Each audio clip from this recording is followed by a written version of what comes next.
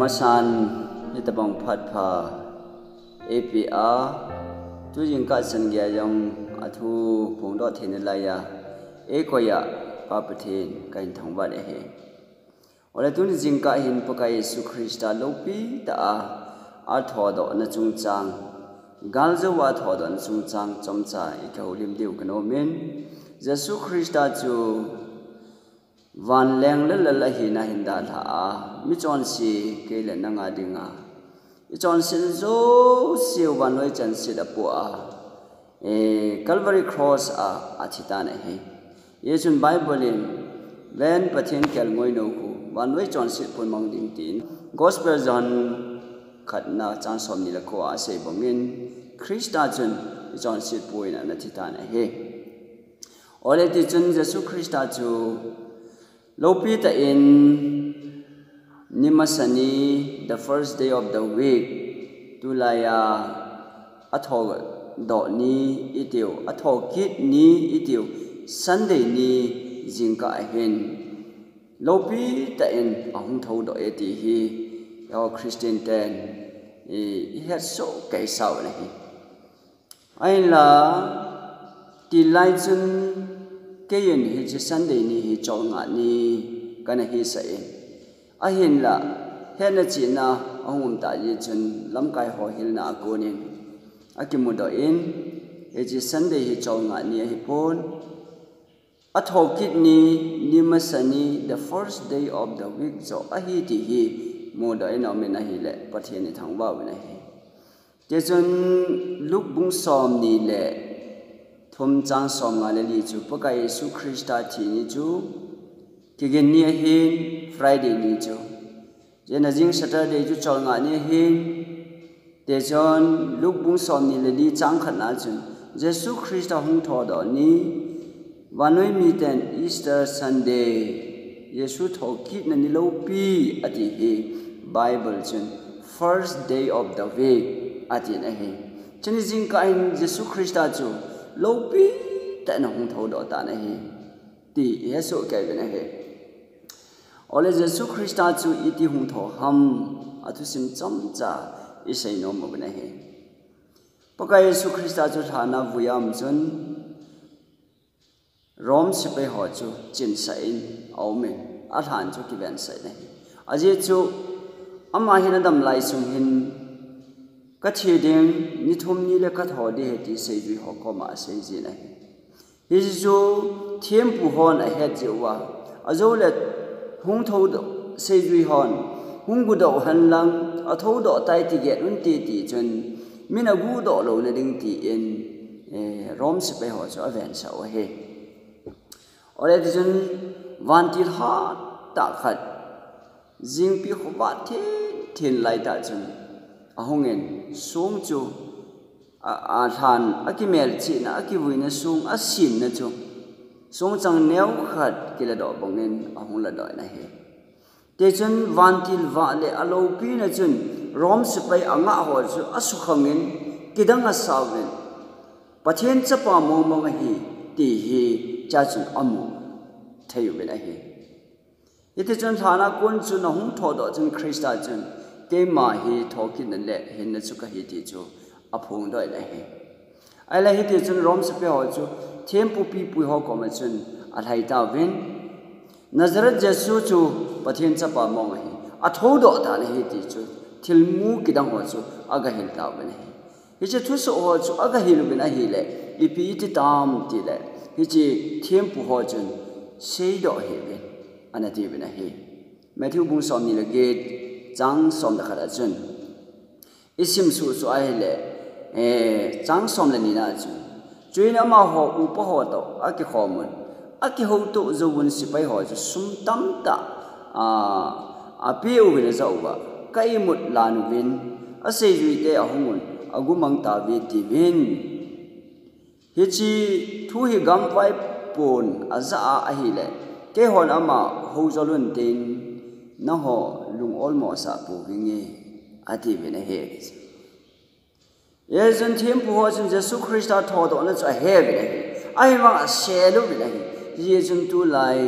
Judaism ti Israel cha ten tu ni chan geyen a tho do poi ati dan dan jeng u ti yong hi neu khat yo Christian te ading in ka ga sei lo me he ole thiam pu ho chun a sei jui ho na hung gu do we ti chu ga gel leo han thu do len ta in ga ki khul de han ki dong ta le ahung gu do e ti chu helene hengal bin ahung gu do chu kun anamu ham ti in ki dong hai na sei ding ki lo ma ai ta ne ole sia chun ahung gu do we ti bang Jesu Christa chu sei jui te ni ko ma chun akila in Emmaus lampi a sei jui te ni ko ma akila in stengtel Mary ko ma akila in Mary chun apathin achinia thau nu ding a chi a hi anu man lo hi chinia chu thau nu ding in pakai Yesu Christa mu kal nga len aga chi na hi le pakai Yesu Christa chu than kim vela chen ana kilang akimu sa in a hi le Mary aga tham gon a koi go tham jong hin ten cha chun pakai Yesu Mary ne tong kha hi kapa kom ka thung nai poi ati ne ole chlaya isil do di wi pi ham ti a hi le Jesu Christa chu a thi thin wana kal ngal pon mi hem te jong a thi le wan ga mai lut nga la hi po na hi pakai Yesu Christa hung ki ting hi inga wa hi Christa hu ni ting ta le thana ko na hung tho do a chu ting ta le wan gam lut ding ho chu lut pan a me de la chi ding ho chu chi pan da de hi tu ni mi a thi le wan gam kai poi ti hi ama chunga chung i mo na hi te chon aki khat bet wi mi chon si te ni khat pa chun pakai na gam ni thon ting le ni gel do ati ai lai chi chun pakai Yesu Christian tu le gam thiang lo pi ayum khom de he ati na he tilai hi zel ding amen ole hi chini chun gam thiang khom ding na ki tem ta wi asalan a hi le pakai Yesu a chitan ai wang van gam kal nai pon Mary na khoi go ki sanin jong van gam ka thong nai poi ati na lai jin ai na mi chon si te ni yong chu i chini ma ma chun a thil hon pu in jon bung som le ko chang som thum la khat a pa som la thum chu si ma hi le ama ni chu a kyang gu ron ki khat bo pi in a hi te chon a mo chu chini ho chun om khom po we ti hi a ki mo na he ole ti chun Mary ko ma ki la in se ju ho he ma ki la in Thomas jong chen amit ta in akhut maha ho avat sa pha chuna hin ta san kapakai le kapathin an chi the ta ne ole ti chun pakai Yesu Christa chun ama ho chu akau khomin thamon na pin na chung wa lung mon chang han ati in ti chun Emmaus lampia se ju te ni yong chu lampia ke ho lai thon ta chun aman jong ipine ke ho thon hai mo ati na dong na hi le Jerusalem a thu thang hi nang in hel lo ham Jerusalem a uma ati in pakai Yesu chu adon but thon ne te chun pakai Yesu Christa chun Mose a kon in thiam gau thu ho chu a hil be jeng ne hi pathenin Mose thu hi iti hi pi ham ti a hi le Genesis, Exodus, Leviticus, Number kiti thulung loi le thiam gau thu thiam sai thiam gau Zechariah thiam gau kiti ho hi he chi Bible chu khaten a hil chenin a hi ati nom na he he ti chon pakai Yesu jong se ju ho ko ma chun an se yen no hon Mose chu ta san leo chun ke ma yo ne ta san ding oi ai chu Mose ke ma thu do la su da hi ati ke Mose ke ma thu chu da hi ye chu Mose su chu ta san ne ati le Mose su chu thulung lui ho hi na he ai la tu lai mi tam ta chun thulung lui chu ngai san ne ta po ven enop lai pai ven enop lai la ve na he it is a hipon pathin na hai khum le ka puthenga ki sun chang se e ho ki hin ding ki phon ding hi ti hi tilai pakai sun jong an se na kon e mo ve na he ole hi te chan se ju ho chu ipiti tam ti a hi le pakai Yesu Christa chu a hiang wa hung kila amela ki musa phat chun ata sana hung dat ta en ahung khang do ki tawin ta san le ta ane tawin cho chân pakai Yesu Christian sol sa te bung khat chang som la khat la ko na ai lo chang gi da ko na chu sima hi le no hon Jerusalem da thai ben ni pha be jo le thagau thing ki pia chu na chan ding wa he ati chu ban le no hon Jerusalem an pat ding o thagau thing na chan te mu le Judea gama Samaria gama wanu le si pum pia ka thu he to sa na pan ding wa he no lung kham hi ven tua hi no ding mun si ma ka chi de hi ka chi hi no de pha zo hi ka chi ai le ka hung ki ding iki mu to ki ding no zu kom na ding a ka hung pui ki ne hi ve tua hi ki ka pa ko ma chi ding ka hi dan lung kham hi tao o na kom wa ka se ho jong si gui thong de hi ke ma ne ni gel do sing tao o lung kham hi tao ka cha te ti en a tao pe ron bung som le sagi na chang som ni la ho chi ve da hi se yu te ding na tao ta ne a tao wa chun he pa amo he ki ngai lu the ne di bin chen a tao pe ne ole hi ti chun se yu te ho yong chun Calvary cross an se lep na mau han lang Calvary cross a chun anadon ta lo na jam che ta mau jong le ahun tho do zo win het che ne ki chen san nei da je chun an se le pho jong chu Peter jong chun ka pa kai chu cross a ki khat be na tung lang ke ma chu abung buin nei khat be on ti thingam helin ahum than he so be da ho ke chun Krista ding a hin ho i chata lo win ahum ta be ne te chun mi pi ho chun se yu ho chu alyang pau la athitan lung hem ta ding hi ta be ti lung gim ta mel mu ding chun se yu te ho chun ne ve ve na hi a hin la se yu te ho chu mi pi ho gin cha sang chun ki pa ta in thano ta in ong ki le ve na hi ola so pe ta ho min Jesu Christa hi patake cha amu che na patake cha he chen ting ta le mi in lung hem le pul do win gel jong le sung bu ki pa na ji ai Krista la gao chu mi a ha sa ji ai je chun pakai Yesu Krista thu chu se yu ben ai a se yu ben te chun thiam pu ho chun Nazareth Yesu Krista mi na thon se ta lo de a ti yu ben jong ke hon ka thil mu le ka thil he ro hi se lo thei ka hi po ve ati ben mi hem yin ta pon mi hem ki chan ta pon ni da nga hang sana ki lep le le te ho chun ki lep ta lo win hang san tan pa chen thu hi a phung do thei ta ve ne dunia Jesu Christa nung ju ye hon chong tilin i ha thim lo yong hin tin a thu ai ha jong hin tin thaga o pin tha na di ta hin ne ya Krista chu mi mel hu hi pu leng pa in ki sa nam ba personal ta het chen ai ne teng ta le mi in lung hem le pul do ne ko jong le i lung thim ta ki pa ne lung sai na dim se da pathin thu chu se lo the ka hi ta poi ati da ji a he so bi de ho yesun tu lin nang in Krista nung na zui na ken Krista nung ka zui na hi i se lep lep na lai de ham ai lo le se yu te bonga chu Krista dinga ke ma ya ki phal ka hi ta pakai thu thu ka hi iti dam ti hi iki gel na dio hai ta o me na he ole tu lai chun mi tam ta in rapture zo te ati ji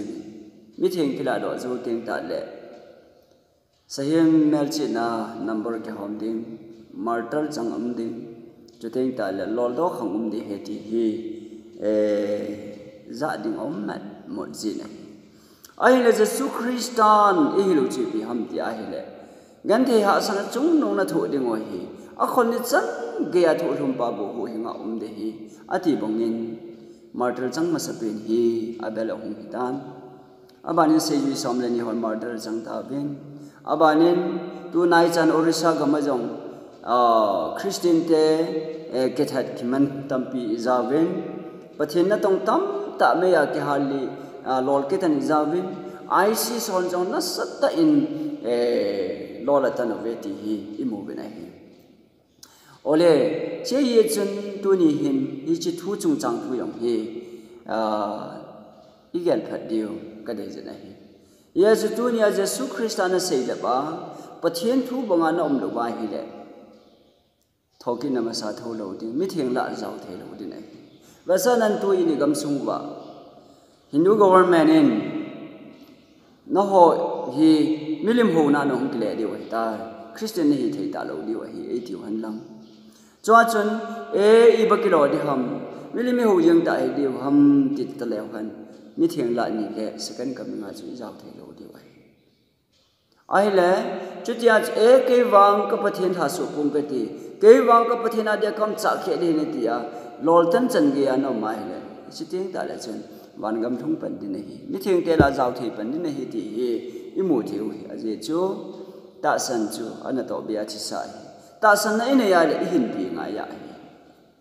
se yue te hon jong a ta san nau chu ana hin pi win a hin pi je u chu mi ten martelin ana that kam mo ne hi ya chu cho zo se hi izil diu le he de o me ne hi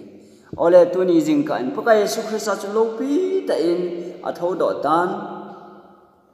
wana van ti te hon thangwa na la na lem to vin wana thu nei na zo se chu pe na om ta na hi le ya thu nei na zo se chu pe na om ta na hi ye chu no ho chi vin wan noi chi tin nam tin he nga ga thu he ga hi thang le vin chi vin ang apa cha tha gau thing min baptize ka bol ta vin wan noi li sit ki chai ni chen ngin khom pi na ve a ti ne tu ni hin so pi da ho pathian in e pi oi le sit ki chai ni chen ge ya e pi oi he ges mani ho na paka Yesu Christa ataw chun pathian in don bu lo ta bong in ki ge jong le a don bu in apom pi in tun vana pathian lal to na zil lama chun paka Yesu Christa cha taw ben nang le ke ding in e sei pi in pathian in ataw na so asan pi na hi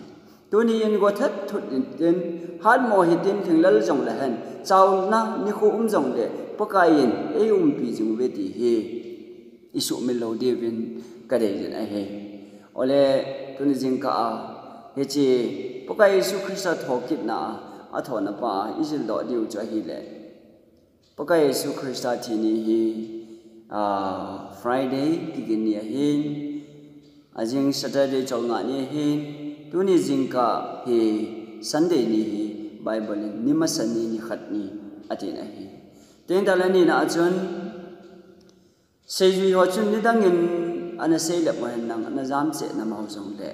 paka Yesu Christa het chin nan nei ta pha lo chun a hin kho wa chun ti za na om ta pon za cha nam ta pon Christa ding in alung thim pum